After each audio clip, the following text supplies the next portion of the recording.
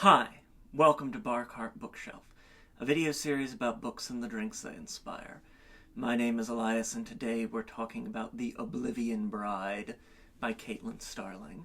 The Oblivion Bride is the second Caitlin Starling novella with Neon Hemlock Press, a fave of ours here at Bar Cart Bookshelf.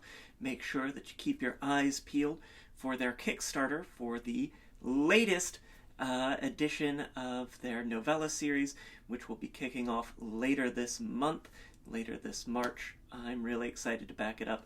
We've got some favorite authors who will be returning with that one, and some new-to-me authors too, so we'll all be keeping our eyes peeled for that. It's a very different book, The Oblivion Bride, from Yellow Jessamine, Starling's first novella with Neon Hemlock, and very different from Starling's novels, several of which we've covered here on Bar Cart Bookshelf, including The Death of Jane Lawrence, a real personal fave, and Last to Leave the Room, a really great sort of sci-fi horror novel with, freaky doppelganger stuff.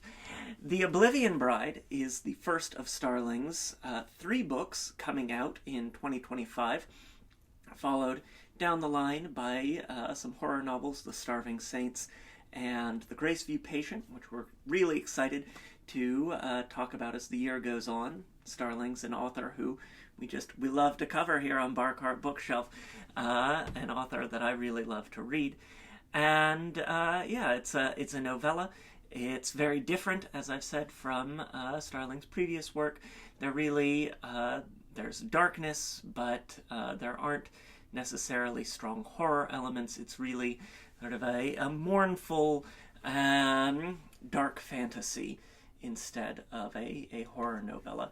It's a story of a young woman, Lorelei Steddart, whose family is falling victim to a curse. They're dying one by one, and this is a threat to the city-state that she lives in, this sort of uncontrolled and unknown and unexplained magic.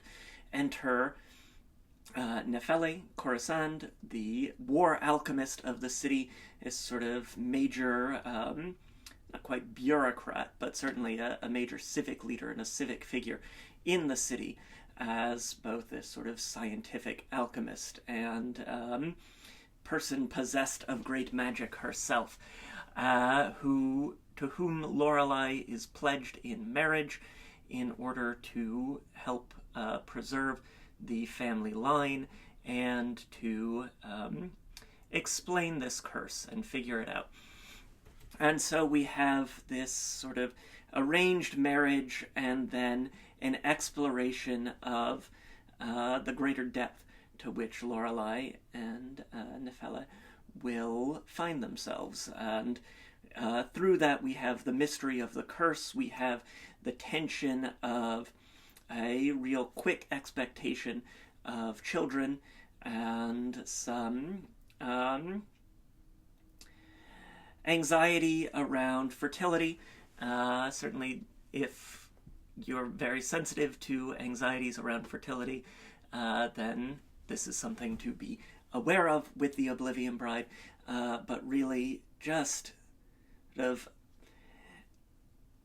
both thoughtful and pensive and at the same time very intense, like sort of like being crushed by a rock in a good way is how The Oblivion Bride felt to me. Like smushed down and in a good way, like a diamond or those high pressure crushing machines that you sometimes see online videos of.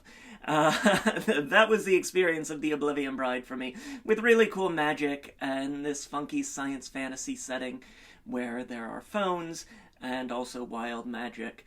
We really dig that sort of fantasy setting that's a modern city here on Bar Cart Bookshelf. Things like, Jade City or The Craft Sequence by Max Gladstone, all those sorts of things together. I dig it. I really love it. And so, of course, we had to have a drink.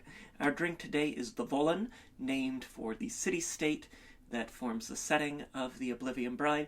And we're going to start with 3/4 of an ounce of dry vermouth. You'll say, starting with 3/4 of something? Well, yes. Because it's a novella, I decided today that our drink will be a small drink. It's going to be a half-sized cocktail, and you can double it up if you'd like for a full-size drink, but it's going to be in this nice little novella-sized glass. And while I'm thinking about it, we have our true first step, which is to get a little bit of Sambuca, this anise liqueur, into our glass. Lovely. Just a little bit into the base of the glass, and give that a swirl so that it coats the surface of the glass. We are really wanting to rinse the glass with this anise liqueur, give it this sort of sense of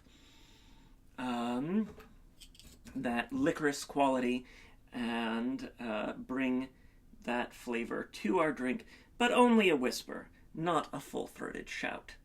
So, we have rinsed our glass, we'll set that aside, and then we will add our vermouth, and next, 1/2 ounce of Irish whiskey. Lovely. Readers of my book, Cocktails and Consoles, will note that Irish whiskey is also used as a base for the Dishonored-inspired punch in our video game-inspired cocktail book. There is a reason for that. The author's notes of The Oblivion Bride are super, super cool. So a nice little way for us to play with that. And we see the first prince of the city and Nefela as collectors of whiskeys as well. Using the Sexton Irish whiskey, it's nice to drink on its own, but it's also not so fine a whiskey that you don't mind using it in a cocktail. We'll get 1/2 ounce of that Irish whiskey in there. For a touch of sweetness, you'll get 1/2 ounce of apricot liqueur. This is dried apricot sugar vodka, left to soak for a couple of weeks. I'm going to have that rich sort of fruit flavor. It is a fruitful sort of liqueur, and one that I really like to bring this sort of lustrous golden color to our drink. And then finally, 1 single dash of Angostura Bitters aromatic bitters.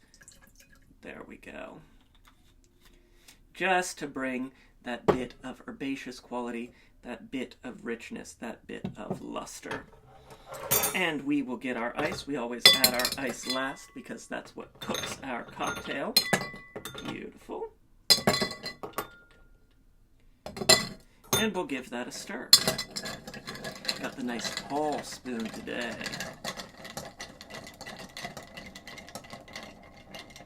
And we'll stir our Volun for a while. Let that ice sort of melt in, dilute, and blend our cocktail. You can smell that intersection of vermouth and whiskey and apricot and the herbal quality of the bitters, and smell that hint of licorice from our Sambuca rinse on the tasting glass. Beautiful. And then we'll take our julep strainer and strain into our glass. Perfect.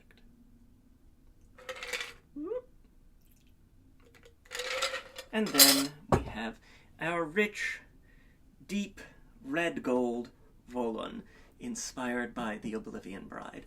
The Oblivion Bride is available now. I've got a link to snag it in the description down below. If you're checking in with us in a few weeks, we will also have a link to the Kickstarter for the next round of Neon Hemlock novellas. It's one of my favorite projects to back. I get mail all through the year because of Neon Hemlock. I love, all their novellas. We've talked about them a lot here on Barcart Bookshelf, and I'm really excited to have that coming in the weeks ahead. So, try the drink. Let me know what you think in the comments down below. Check out our various forms of social media, including Blue Sky and Instagram, where there's always a written version of today's recipes. We've got links to that in the description down below, as well as links to purchase my book, Cocktails and Consoles, 75 Cocktails and Mocktails Inspired by the Wonderful World of Video Games. As I've said, as ever, Try the drink. Let me know what you think in the comments down below. Hit that like button. It makes me so, so happy when you do. Subscribe if you haven't already so you never miss an episode. We've got some great books coming in March and headed deeper into the spring as the weather's warming up here. Really hope you'll join us. And until next time, cheers.